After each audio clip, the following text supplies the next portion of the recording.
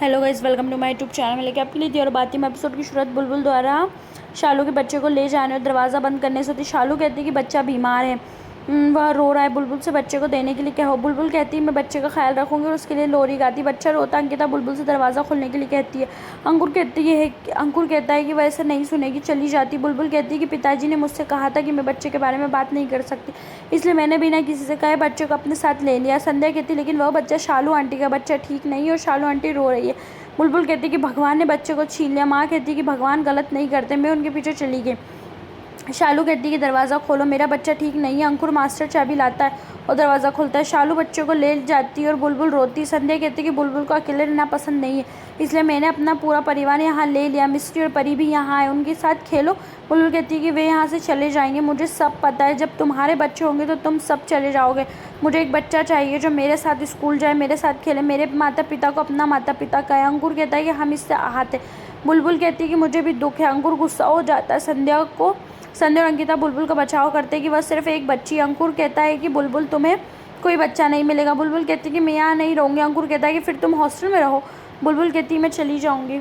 अंकुर अंकिता से कहता है कि वो उसके साथ बच्ची ना बने। अंकिता रोती और कहती है कि पता नहीं क्या करे। वह कहती है कि उसे एक दर्द सहारा दूसरे नहीं सह सकती। सूरज कहता है कि मैं तुम्हारा दर्द समझ सकता हूँ, लेकिन यह सही नहीं है, हम उसे समझा सकते हैं। अंकुर कहता है कि उसे कैसे समझाए कि हम उसे दूसरा बच्चा नहीं दे सकते।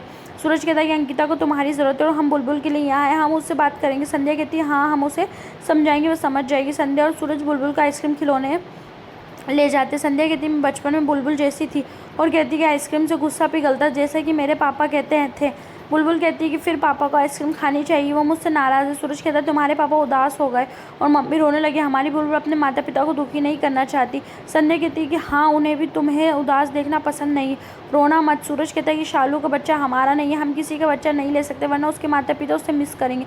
संध्या कहती है कि जब हम सब ने पूछा तो तुमने दरवाज़ा नहीं खोला और पापा नाराज़ हो गए, इसलिए उन्होंने तुम्हें डांटा, वरना तुम्हें बहुत प्यार करते, तुम्हारे लिए उन्हें बहुत चीज़ें मिलती। बुलबुल उनसे माफ़ी मांगती और कहती कि मैंने ऐसा करके अपने माता पिता को नाराज़ कर दिया। सूरज कहता है कि नहीं, अगर तुमने शालू को बताया होता तो वो नाराज़ नहीं होती।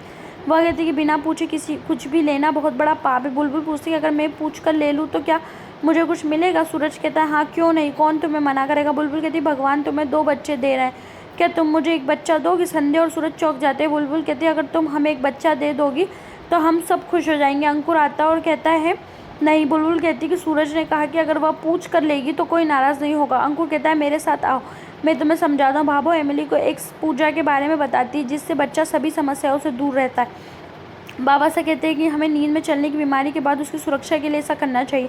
एमिली कहती है हाँ। अंकिता के बच्चे के खोने के बाद संध्या सूरज से बात करती है और कहती है कि बुलबुल बच्ची है, उसने जो कहा वह उसकी मासूमियत थी, उसे सही या गलत का पता नहीं, कोई भी इस तरह से बच्चे नहीं देता।